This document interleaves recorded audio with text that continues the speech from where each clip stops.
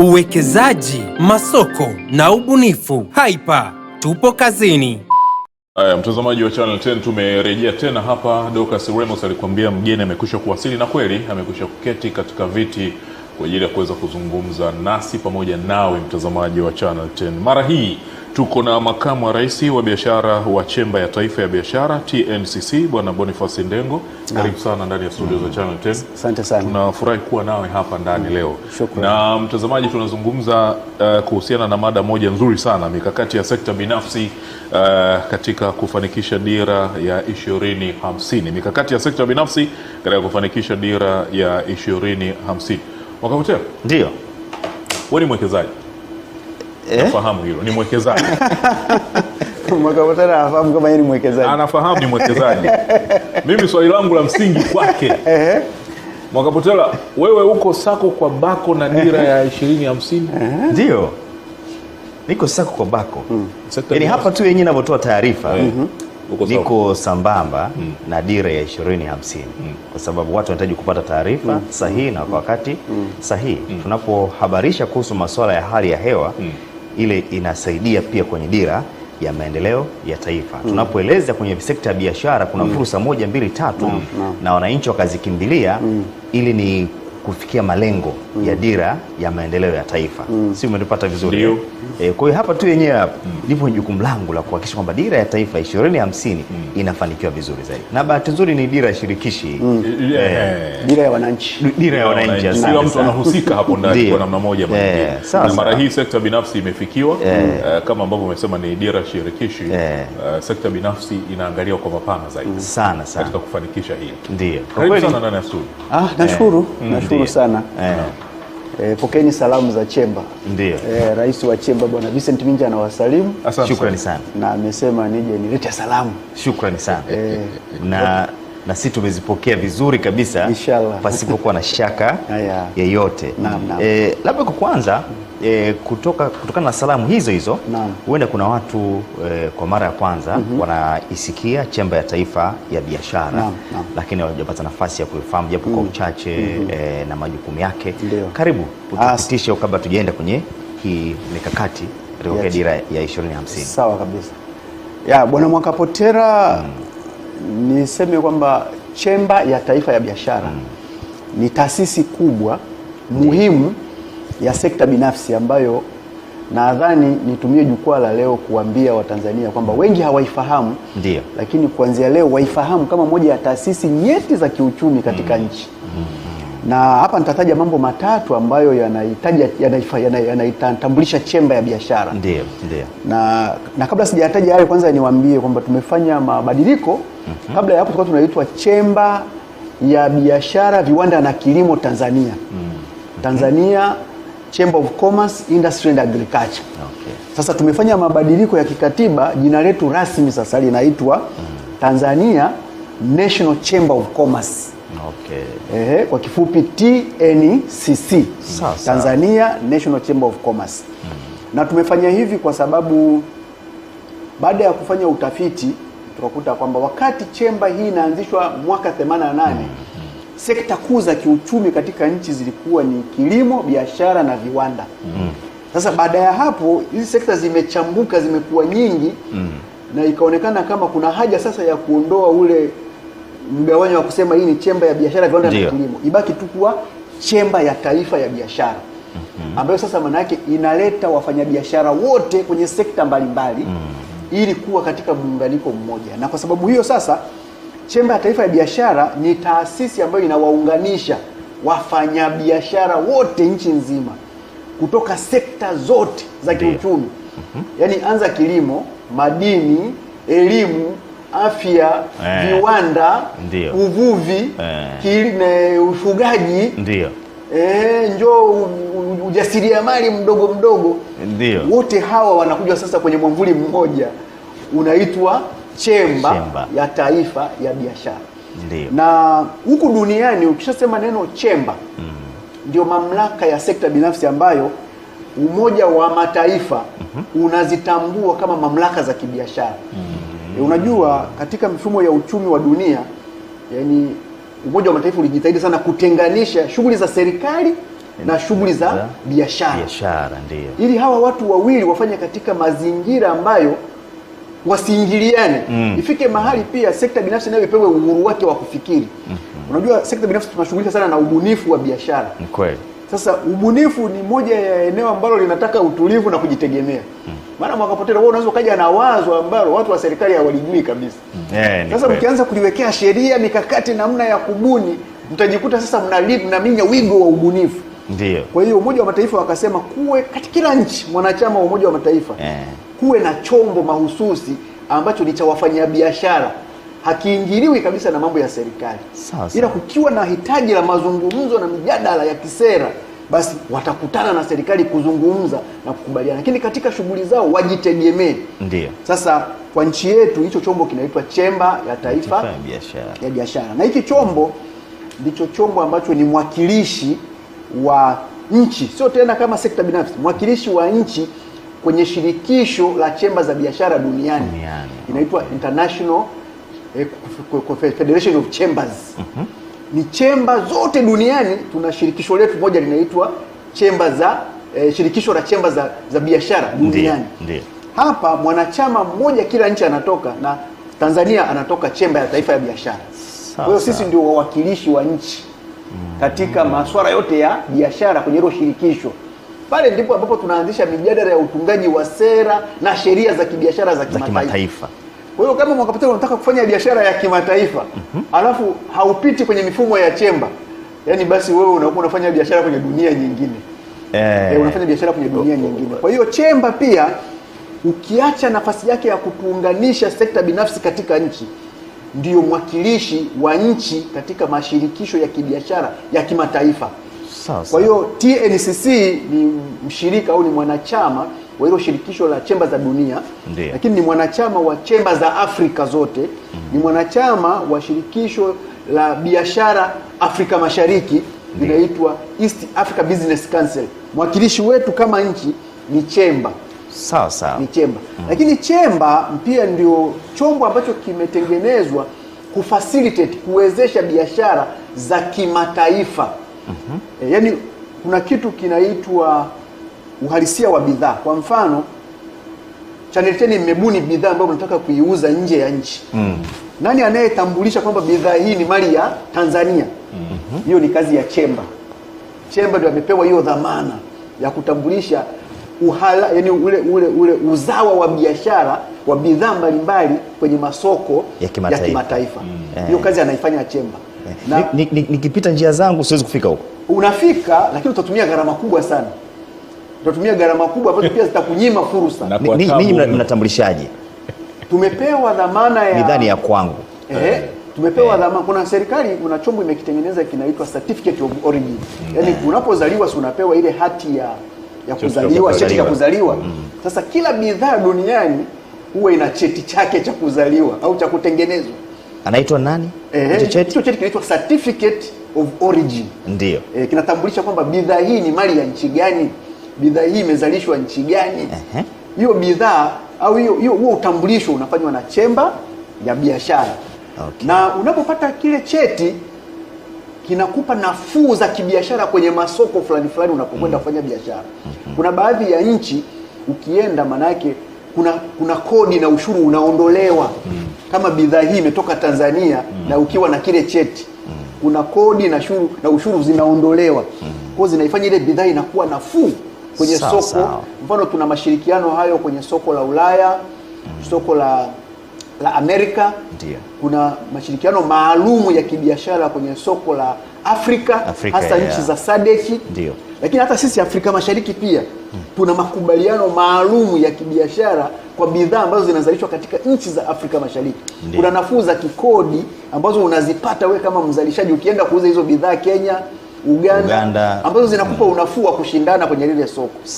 Vile vile na sisi nao tunatoa hizo nafuu ambazo pia na wao wakija wanashindana kwa namna ambayo ni rahisi kuliko ambavyo wangekuja bila hizo nyaraka. Na hicho cheti anatoa nani? Hicho cheti anatoa chemba ya taifa ya biashara. Sasa ngoja tuweke sawa. Cheti ni mali ya serikali. Ni mali ya serikali, lakini kwa mujibu wa sheria za Umoja wa Mataifa, yani kunakuwa na mamlaka maalum ambayo imeteuliwa kufanya hicho kitu. Na sasa serikali ya Jamhuri ya Muungano wa Tanzania iliyoteua chemba ndio ikapewa dhamana ya kusimamia hicho cheti. Ndio. Hiyo ni kazi yetu sisi watu wa chemba. Na ili nipate cheti kutoka chemba ya biashara ya taifa hapa nchini, ninatakiwa niwe na sifa gani? Kwa sababu wafanyabiashara Tanzania wako wengi sana. Pale hakuna sifa yoyote, ni kwamba wewe ni mzalishaji, ni Mtanzania, au ni kampuni ya kigeni ambayo inafanya biashara Tanzania. Ukiomba ile hati unapewa. Ni haki yako kabisa. Sisi chemba ni facilitators, yaani tumepewa hiyo dhamana. Hakuna masharti. Wanachama sio lazima. Lakini kuna wanachama. Ukishakuwa mwanachama kuna faida tena za ziada unazipata. Makamu, hapo tuweke sawa. Inawezekana kuna mtu anasikia unaposema kampuni akawa anafikiria kampuni ile mikubwa. Kwa tunaoifahamu ya hii nchi, hatutaki tu kuitaja hapa. Naam. Ni mtu ni mfanyabiashara wa biashara ya level gani ambaye ninyi mnaweza mkamsaidia katika hilo kwenda kumtambulisha nje? Sasa kabla ya hapo katiba yetu ilikuwa inataka tutambulishe biashara kubwa. Lakini mwaka jana mwezi wa 12 mkutano mkuu wa wafanyabiashara Tanzania kupitia chemba yao walifanya mabadiliko ya kikatiba na wakakubaliana kwamba sasa chemba iwe ni mali ya Watanzania wote wanaofanya biashara bila kuangalia kiwango cha level yake yuko chini. Exactly. Yaani hata kama umetoka chuo kikuu leo umejikusanya umepata mtaji wako wa 200,000 alafu uwe na tini, maana sasa lazima kuwe na nidhamu ya kibiashara. Una tini ile ya utambulisho kwamba wewe ni mfanyabiashara, basi chemba anakupokea na yuko tayari kukuongoza hatua kwa hatua ufanye biashara na mdau yeyote na mshirika yeyote wa ndani na wa nje. Hapo hakuna mipaka. Ndio. Sasa huo tunasema huo ujumuishi huo sasa hivi umeingizwa kwenye katiba ya chemba. Kwa hiyo sasa chemba ni mali ya wafanyabiashara wote kuanzia wadogo, wachanga mpaka yale makampuni makubwa kabisa ambayo kwenye masoko ya hisa. Wote hao wanaruhusiwa sasa kuwa wanachama. Na ndio maana sasa tumekuja kuambia kwamba chemba ni chombo cha wafanyabiashara. Na kama wewe uko serious unataka kweli kufanya biashara katika mifumo ya kisasa, basi anza kuiona chemba kama mshirika wako namba 1. Ndio. Kwa sababu kupitia chemba sasa, chemba ni mahali ambapo pia ukiwa na changamoto yoyote na mamlaka yoyote ya serikali, sio lazima wewe peke yako uhangaike. Yaani chemba anakuwa kama ndio bodi. Ndio bodi sasa anakukinga kwamba jamani, hebu tumsikilize huyu mwenzetu amekwama wapi. Nini shida? Kabla hamjamfungia biashara, hebu kwanza tupate nafasi tumsikilize. Ana changamoto gani? Kabla hamjamchapa kiboko kwamba ameshindwa kuwahi shule, ameshindwa kutekeleza 1 2, hebu tumpe nafasi. Sasa hiyo ni kazi tuzungumze. Hiyo ni kazi ya chemba. Kazi ya chemba. Chemba pia amepewa dhamana ya kuishauri serikali katika masuala yote ya biashara. Yaani hizi sera unazozisikia zinaundwa, sera za uwekezaji, sera za kilimo, sera za madini, sera za mambo ya utalii, haziwezi kwenda kwenye utekelezaji kama chemba hajatoa ushauri wake. Ni kweli. Kwa hiyo maana yake ni chombo cha wafanyabiashara pia kuzungumza na serikali, kuishauri serikali kuhusu ugumu tunaopata katika mazingira ya kibiashara, unafuu tunaoutafuta, namna gani tuweze kujenga sekta binafsi yenye ushindani. Hiyo ni kazi ya chemba. Sasa. Kwa hiyo ni chombo, kwa lugha rahisi tunaweza tukasema chemba ni chombo cha wafanyabiashara wa Tanzania. Sasa. Ambacho kinawafungulia fursa za kimataifa, lakini pia kuwarahisishia changamoto zozote za ndani katika kufanya mazingira ya biashara yawe rahisi na yanayowezekana. Sasa. Na hivi karibuni nilikuwa napitia baadhi ya taarifa zenu. Baada swala la katiba umelizungumzia hapa. Kulikuwa kuna mabadiliko makubwa ambayo mliyafanya ya kikatiba. Nadhani si miongoni ni hayo ambayo umeyazungumzia, lakini kama kuna mengine tutazungumzia. Lakini pia na maboresho ya mifumo ya kiuongozi. Ni nini ambacho kilipelekea au ni changamoto gani zilizojitokeza ambazo zilipelekea kuwa na mabadiliko ya kimfumo haya? Okay. Sasa umeuliza swali zuri sana kwamba hii chemba unayoiona ilianzishwa mwaka 88 na hizi heshima hizi na shukrani tunazipeleka kwa serikali ya Jamhuri ya Muungano awamu ya Mzee Mwinyi. Huyu mzee pamoja na mabadiliko mengi aliyoyafanya, moja ya eneo kubwa sana ambalo aliisaidia nchi ni kusaidia kuanzishwa kwa chemba ya biashara, wakati ule tunaitwa chemba ya biashara, viwanda na kilimo. Sasa wakati ule unajua ndio kama serikali ilikuwa inaanza sasa kumruhusu mtoto atembee, sekta binafsi itembee. Sekta mama zilikuwa kilimo, biashara na viwanda. Kilimo alikuwa kama ni sekta mzalishaji wa malighafi, alafu viwanda ilikuwa ni sekta mama kwa ajili ya uchakataji na kuongeza thamani, alafu biashara ilikuwa ni fursa sasa ya kufanya zile bidhaa ziende sokoni. Sasa baada ya miaka 30 karibia sasa na tunaenda 40 hivi, kumeonekana kuna haja ya kufanya mabadiliko. Na moja ya maeneo ambayo tumeyaona ni ya msingi ni kwamba tulikuwa na sekta chache sana ambazo zinajiona kama ni sehemu ya chemba. Kilimo, viwanda na biashara. Lakini tunakubaliana kwamba sekta binafsi ya Tanzania sio kilimo, viwanda na biashara peke yake. Kweli. Kuna sekta nyingine hapa katikati zimeibuka nyingi. Kwa mfano kilimo peke yake ukikigawa unakuta kuna sekta karibia 8. Maana unaanza uvuvi, mifugo, ufugaji, ukija misitu. Kwa hiyo kampuni zote zinazofanya biashara, wajasiriamali wafanya biashara kwenye hizo sekta walikuwa wanajiona kama sio sehemu ya chemba. Lakini hapa katikati imekuja kujengwa kwa ukubwa sana sekta ya madini. Sekta ya madini nao walijiona kama sio sehemu ya kwa sababu haitajwi. Maana mbona mnataja kilimo mtaji madini? Ndio. Sekta ya elimu. Unajua kuna shule za binafsi nyingi. Ni kweli. Serikali iliruhusu huo mfumo. Sasa hizi shule za binafsi nayo ni sehemu ya shughuli za sekta binafsi. Lakini zinatakiwa zitajwe katika mfumo wa biashara. Nani anayezisaidia ziweze kuongea na serikali, kuweka mikakati ya kuboresha mazingira ya kibiashara? Kwa tuliona kwamba kabla ya hapo inaonekana chemba kama kuna sekta inaziacha katika mfumo wake. Kwa tukasema tuunde chemba ambayo ni jumuishi. Chemba ambayo inamfanya mtu yeyote ajisikie hapa ni nyumbani. Ndio. Mtu yeyote awe na nafasi ya kushiriki shughuli za chemba. Lakini pia hata uundaji wa bodi ya chemba ulikuwa una wigo mdogo sana. Ndio. Kwa hiyo kuna watu wengi walikuwa wanaachwa, vijana walikuwa wameachwa kwenye ule wigo. Yaani kulikuwa hakuna unafuu wote ambao kijana anaupata kuingia kuwa mjumbe wa bodi ya chemba. Kulikuwa kwa nini kulikuwa kuna shida ya vijana kuingia huko? Yaani ile katiba yetu ya mwanzo iliwapendelea wazee. Haikupendelea. Unamaanisha nini? Iliposema, yaani ilipotaja tu biashara, watu wengi walijua ni mabiashara makampuni makubwa.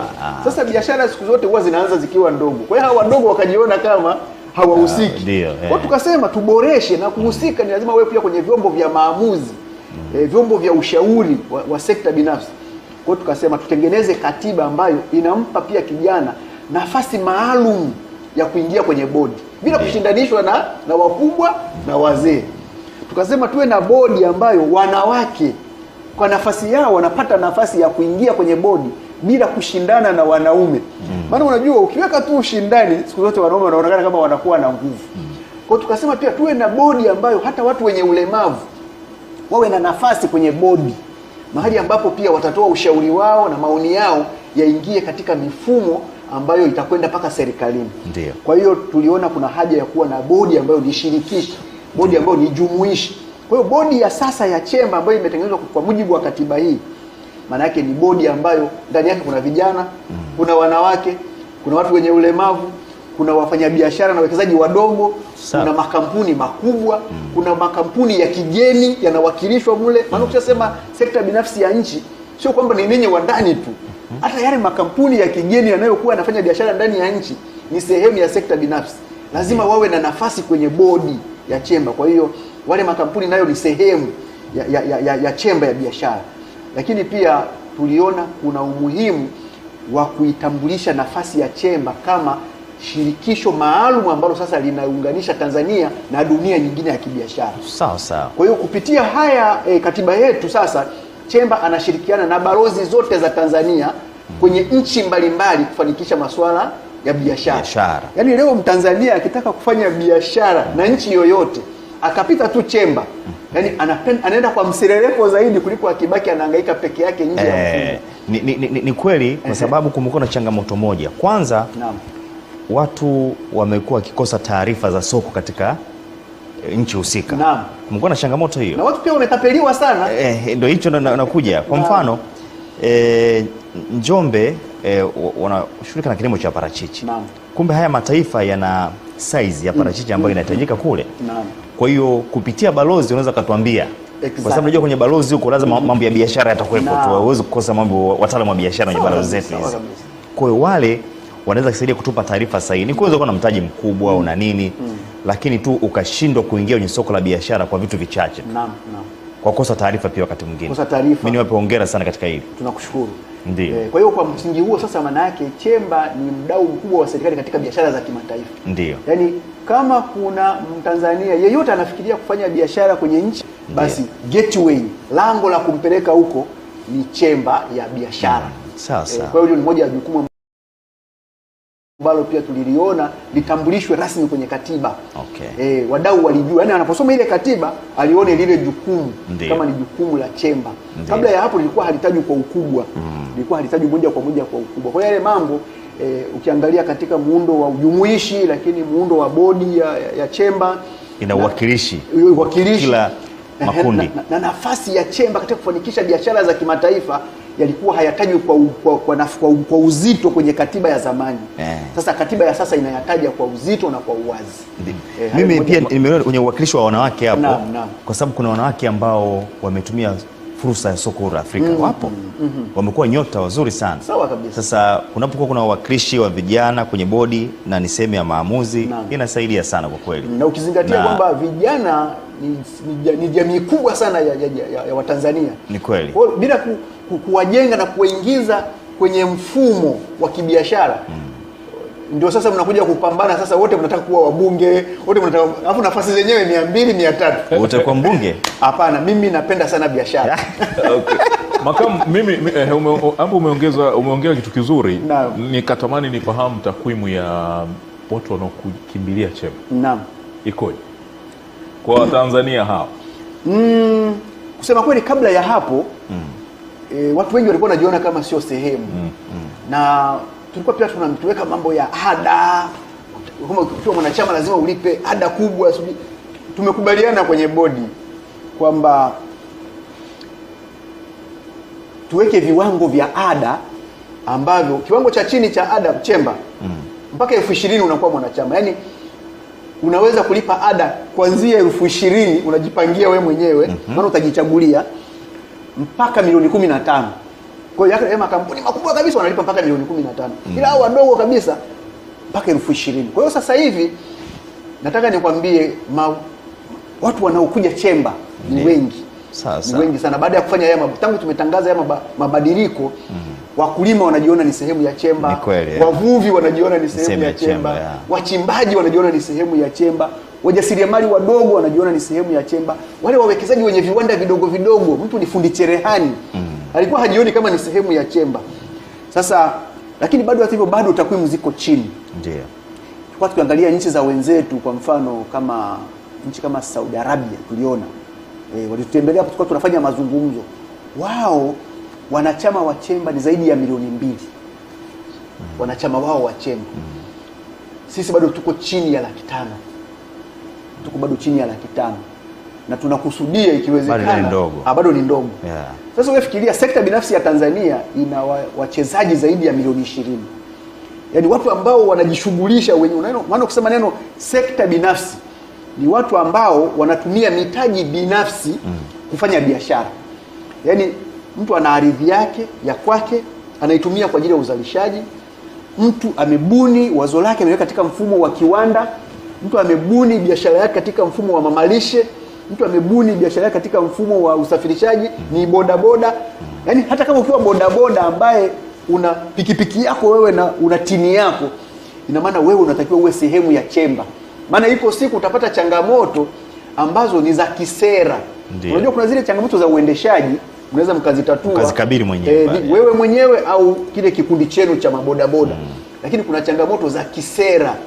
Hizo zinataka mamlaka kubwa kidogo kuzichukua, kuzichakata na kuzitetea mpaka zipite kwenye mfumo. Ni kweli.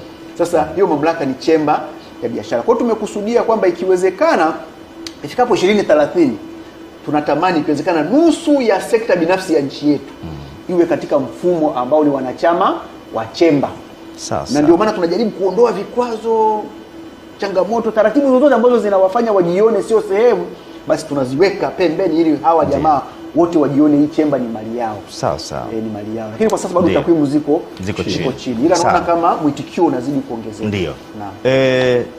Tuzungumzie dira ya maendeleo ya taifa ambayo imeweka matarajio makubwa sana kwenye sekta binafsi kama ambavyo tunafahamu. Sasa chemba hii imejipangaje kuhakikisha kwamba wafanyabiashara wa Tanzania wanakuwa sehemu ya nguvu ya kufanikisha dira hii, na sio tu wafanyabiashara ambao ni watazamaji wanaona mambo tu yanafanyaje yanakwenda sawa sawa. Kwanza tuwapongeze serikali. Moja ya eneo ambalo serikali wametutendea haki sekta binafsi ni kutusikiliza wakati wa kuunda hii dira. Unajua, nadhani serikali imeshaunda huko nyuma mipango, mikakati mingi. Lakini moja ya mkakati ambao uliwajumuisha Watanzania wengi na wakapewa nafasi kubwa ya kusikilizwa ulikuwa ni kuunda huu mkakati wa dira ya taifa 2050. Mimi mwenyewe nilitoa maoni yangu na bahati nzuri yote nimeyaona yamo kwenye dira. Sasa huo si ni ushahidi kwamba walitusikiliza na wakaelewa. Walitusikiliza na wakaelewa. Ndio. Kwa hiyo hapo tunatoa pongezi kwamba serikali ilitushirikisha. Na in fact wakati wao wanakuja na dira, wao walitaka kujenga uchumi, maana uchumi ambao umetajwa au lengo kuu la dira ni kuipeleka Tanzania kwenye uchumi wa dola trilioni 1. Unajua serikali wao walikuwa wanakusudia waipeleke kama kwenye dola bilioni 300. Okay. Umeona? Ndio. Walipokuja sekta binafsi ndio tukawaambia hapana, tuongeze hivi malengo vidogo hivi. Lazima tuna malengo makubwa. Tuna malengo makubwa. Mbona tunaona kama kuna fursa nyingi zaidi na tunaweza kwenda zaidi kuliko hivi. Bahati nzuri wakakubali, wakaelewa. Wakakubali kwamba dira iwe ni uchumi wa dola trilioni 1. Mliwapa sababu lakini? Tuliwapa sababu. Amritaja tu dola trilioni 1. Tuliwapa sababu. Sababu moja ilikuwa ni kwamba Tanzania tuna sekta nyingi za uzalishaji ambazo zina fursa nyingi tukilinganisha na nchi za wenzetu. Unajua, kwa mfano ukisema nchi 5 zenye uchumi mkubwa Afrika leo, unaanza kuitaja Afrika Kusini ikiwa na uchumi wa dola bilioni 410. Bilioni 410. Manake uchumi wa trilioni 1, manake tunaenda kuidouble South Africa. Yaani tunaenda kuitengeneza Tanzania ambayo South Africa wataingiamo mara mbili na kidogo. Jambo ambalo linawezekana. Sasa nenda uangalia uchumi wa Afrika Kusini unabebwa na nini? Uchumi wa Afrika Kusini unabebwa na sekta ya madini, sekta ya viwanda. Tukawaambia ukiangalia sekta ya madini ya Tanzania kama tutaitumia ipasavyo, tukaangalia sekta ya kilimo ya Tanzania, tukaiwekea msingi wa viwanda kwamba orodhesha mazao makubwa Tanzania, alafu kila zao liwe na kiwanda cha kimkakati cha kulichakata, kulipa ubora na thamani ya kuipeleka sokoni. Tupate final product ambayo inaibeba sekta ya kilimo. Ndio. Ambayo imewekwa katika mfumo wa viwanda. Tulipo hapa hizo sababu hata wenyewe wakakubali, wakasema tunaweza kwenda kwenye uchumi wa dola trilioni 1.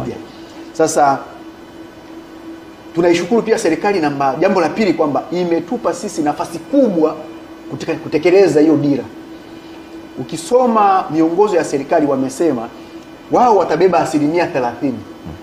Ikiwa ni sehemu ya kutunga sera, kuweka mazingira bora, sheria, usimamizi, kubadilisha akili na mtazamo muhimu sana hiyo.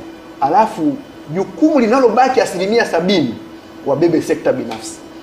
Sasa nataka tu nitume salamu kwa serikali kupitia kiongozi wetu Rais Daktari Samia Suluhu Hassan. Sisi sekta binafsi tumepokea hili jambo kwa mikono miwili. Na tuko mstari wa mbele sana kuhakikisha. Tena tulikuwa tunasema ikiwezekana hii dira ifiki, yani tuitekeleze ndani ya nusu ya muda waliopanga. Umeona wakapotera? Yaani nyinyi tunaongelea miaka 25. Tunasema sekta binafsi kwa mikakati tunayoifikiria. Kama serikali itafanya vizuri asilimia zake 30. Sisi hizi 70, miaka 25 ni mingi. Kufika huu uchumi tunaousema miaka 25 ni mingi. Maana mimi nitakupa logic ndogo. Ndio. Nilikuwa naangalia hizi chumi kubwa za Afrika. Afrika Kusini, unakuja nchi ya pili ambayo ina uchumi mkubwa ni Egypt, ambayo ni Misri. Baada ya hapo ni Algeria, Nigeria na Morocco. Sasa nenda kaangalie wale watu siri yao, yani nini kimewafanya wawe na uchumi mkubwa. Sisi Chemba tumefanya utafiti, tumekuta wale watu logic ni ndogo, wanatumia kitu kinaitwa nguvu ya masoko ya hisa. Yani katika hizi nchi masoko ya hisa ya zile nchi ndio masoko pia makubwa Afrika. Kwa hiyo moja ya jambo ambalo nataka nitume salamu moja kwa moja watusikie, watu wa serikali waanze kulifanyia kazi kwa haraka, ni maboresho ya kupeleka makampuni mengi kwenye soko la hisa la Dar es Salaam. Yani kama watatuelewa eneo hilo, na bahati nzuri pale Chemba mimi ndo nasimamia hicho kitengo cha ujenzi wa makampuni makubwa tunayoandaa kwenda kwenye soko la hisa. Tukifanikiwa kujenga makampuni 500, South Africa wana kampuni kama 300 kwenye soko la hisa. Ukija watu kama Egypt wana makampuni kama 240. Sasa ina maana sisi tumekusudia kujenga makampuni 500. Mpaka 2030 Chemba tunataka tuwe tumejenga makampuni makubwa yanayofanya biashara kupitia soko la hisa. Makampuni ni ngapi? 500. Tukifanikiwa hilo lengo, maana yake tunakuwa tumeshaipiga South Africa tayari. Tukifanikiwa hilo lengo, maana yake Egypt inakuwa tayari iko inatusoma nyuma yetu sisi. Lakini jambo hilo hili litokee, linataka mambo kama 4. Jambo la kwanza, linataka mazingira mazuri ya ubunifu. Watu wana mawazo. Maana makampuni 500 kaka, maana yake kwenye kilimo utafute fursa 500 uzifanye kuwa biashara. Fursa 500 uzifanye kuwa viwanda. Fursa 500 uzifanye kuwa kampuni za teknolojia. Fursa 500 uzifanye kuwa mabenki makubwa. Fursa 500 uzifanye kuwa masoko makubwa, ardhi. Ukiziorodhesha zile, unajua fursa zinafika karibia 20,000. Sasa hatuwezi kukosa fursa 500 kubwa. Kwa hiyo Chemba tumejipanga maeneo kama 4. Eneo la kwanza ni kuishauri serikali kufanya maboresho ya haraka kwenye sera na sheria muhimu ambazo zitatusaidia kuondoa vikwazo vya kuanzisha biashara. Ndio. Maana mwisho wa siku kazi ya kuanzisha biashara ni sekta binafsi. Tunataka kijana aliyetoka chuo kikuu kwa sapoti ya Chemba imchukue siku zisizozidi 300 kampuni yake iko sokoni. Ndio. Sio ana struggle miaka 3 alafu mwisho wa siku kampuni inakufa hata haijaanza hata kufanya biashara. Tumesema hayo mazingira. Maana yake ni kwamba tunataka tuzungumze na serikali kwenye masuala ya kikodi, tuondoe vikwazo kwenye kampuni mpya. Kampuni mpya ikiwezekana zipewe miezi 6 au miezi 12 kufanya biashara katika mazingira rahisi. Ndio. Ili hawa vijana wakija na mawazo yao haraka sana yawekewe muundo fulani yaingie sokoni. Sawa. Alafu tuyajenge kwa haraka sana yawe makampuni makubwa yenye uwezo wa kushindana kwenye masoko ya ndani na masoko ya nje. Lakini eneo la pili, kazi yetu kama sekta binafsi ni kuhakikisha kwamba sisi tunaanzisha hayo makampuni. Tusiishie tu kushauri. Sisi pia lazima tuwe mstari wa mbele kuanzisha. Kwa mfano, mimi hapa ni mkurugenzi mtendaji wa kampuni jipya la uwekezaji linaitwa Hyper PLC. Hongera bwana. Umeona? Watu wasidhani kwamba tunaongea tu, yani tunaongea na kutenda. Na umechungulia fursa. Nimeshachungulia fursa. Umeona fursa. Na mkumbuka wakati Dr. Samia anazindua ile dira. Moja ya eneo alilolisema lazima serikali, sekta binafsi na wananchi tubadilishe mtazamo wetu katika kufikiri na kutenda. Sasa yale mambo sisi yatutia moyo. Yaani kama kiongozi wa nchi ameona kuna changamoto, ina maana kabla wewe hujaanza kupambana changamoto yeye alishaiona. Ndio. Na unajua watu wa serikali wanasikia haraka sana akiongea rais kuliko akiongea mtu mwingine. Sasa kama rais ameshasema tufikiri tofauti. Yaani serikali, sekta binafsi na sisi wananchi tufikiri tofauti. Ndio hili jambo litatokea. Maana yake huo tayari ni ujumbe kwa serikali. Mimi sitegemei tena vikwazo nikienda serikalini tena nianze kupata tena mikingamo. Mikiki sijui mara umekosea hapa kwa sababu tayari CEO wa nchi ameshasema tubadilishe mtazamo. Kwa hiyo sisi pia tunabuni hayo makampuni. Na tumeshaanza. Hyper namba 1 tayari ni kampuni la uwekezaji ambalo linawapa fursa wananchi kuwekeza. Unajua kwa nini tunaposema kampuni za uwekezaji tuna maana gani kwa Kapotela? Tuna maana kwamba haya makampuni 500 tunahitaji wabunifu 500 tu. Ndio. Wenye mawazo makubwa. Alafu haya mawazo yatengenezwe katika mfumo ambao hawa Watanzania waliobaki wanaweza kununua hisa kwenye hayo makampuni yakawa mali yao. Ndiyo. Kwa hiyo wewe Mwakapetela, wakati naingia hapa mheshimiwa amekutaja kama mwekezaji, sio lazima wewe uanzishe kampuni. Ila wewe nunua hisa kwenye kampuni. Nunua hisa za Hyper, tayari wewe unakuwa nani? Mwekezaji. Sawa. Hyper akifanya biashara wakati anagawa faida, wewe kuna mshahara utaingia automatically. Nimekuelewa vizuri sana. Nilikuwa nasoma kitabu cha tajiri moja. Tajiri moja mkubwa duniani akanambia watu wengi hatufanikiwi kwa sababu ya mitazamo tulionayo wakati mwingine. Na tajiri ni yule mwenye mtazamo mzuri. Sawa kabisa. Sio kuwa na hela. Maana unajua kuna mtazamo wa kimaskini. Kuna mtazamo wa kimaskini ndio. Kuna mtazamo wa kitajiri. Very good. Na huu mtazamo wa kitajiri unapaswa kuuishi mtazamo wa kitajiri. Kwa hiyo nimefurahishwa kwa sababu unajua kila mtu saizi anaweza kanakimbia kufungua kampuni kufanya nini, lakini kumbe wenzetu kuna makampuni kadhaa ambayo watu wanaweka hisa zao, alafu wanapata nini? Wanapata faida na wanaendelea na shughuli nyingine. Kwa sababu kuna watu kwa mfano waajiriwa. Biashara inahitaji usimamizi. Wamewekeza, wamerudi, amewekeza milioni 20 milioni ngapi?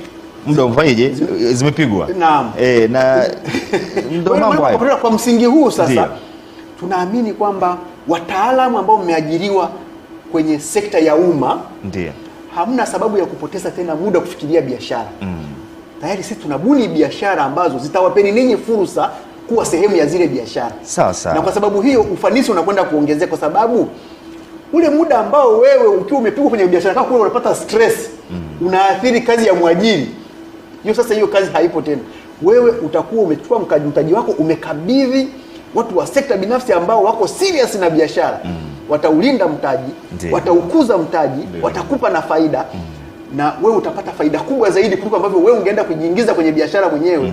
Na wakati huku ni mtumishi na hauna muda wa kutosha kusimamia, lakini mwisho wa siku hauna muda wa kubuni vitu ambavyo vitafanya ile kampuni ikue haraka. Kwa hiyo tunaamini mpango huu wa kuanzisha pia makampuni makubwa unaosimamiwa na chemba ya biashara nao ni mkakati wa sekta binafsi ambao unakwenda kuipeleka nchi kwenye kufanikisha dira ya taifa 2050. Lakini pia tuna mkakati kwa sekunde chache muda wetu unakimbia. Ndio. Asante. Tuna mkakati wa kuhakikisha kwamba tunawezesha wafanyabiashara kwenda kwenye masoko ya kimataifa. Tusiishie tu biashara za ndani. Tunataka pia makampuni yetu yafanye biashara kwenye masoko ya Ulaya, masoko ya China, masoko ya Amerika. Tunataka makampuni yetu yapenye kwenye fursa zote za kimataifa. Sasa kule hauwezi ukapenya ukiwa mdogo. Lazima uwezeshwe. Na hapa tunahitaji ushirikiano wa sisi sekta binafsi, taasisi za elimu za juu, vyuo vikuu na serikali. Hawa watu watatu tukiunganisha nguvu zetu, maana unajua vyuo vikuu pia ndio chanzo cha ubunifu. Ni kweli. Kwa hiyo kama tutafanikiwa kuwaleta vyuo vikuu kwenye mfumo wa biashara, wakatusapoti kwenye ubunifu, tukafanikiwa kuwaleta serikali wakatuelewa katika kuboresha mazingira mazuri ya biashara, sisi tukabaki kazi yetu sasa ni kubuni, kuweka mitaji na kufanya biashara. Nataka uniambie wapi tunakwama dira ya taifa 2050? Kwa sababu hizo tukwame. Kuna mtali mmoja nilikutana naye. Ningesema kila mwaka unazunguka tu ndugu yangu, unazunguka ni yanatokea Scotland. Akanambia mimi nimewekeza kwenye masoko ya hisa. Nikaanza kuhisi vitu vingine. Au unafanya biashara ambazo sizo. Maisha yetu tunatoka na mfahamu mwaka wa 10. Yeye anatembea Tanzania anakuja anazunguka. Hivyo yeye amewekeza huko. Nitakwambia tunafanya tathmini tu ndogo. Watanzania wanaoshiriki fursa za masuala ya hisa Tanzania. Mpaka sasa tunavyoongea hawazidi 1%. Sawa. Chemba tunataka tuwapeleke angalau wafike 20%. Shukrani sana.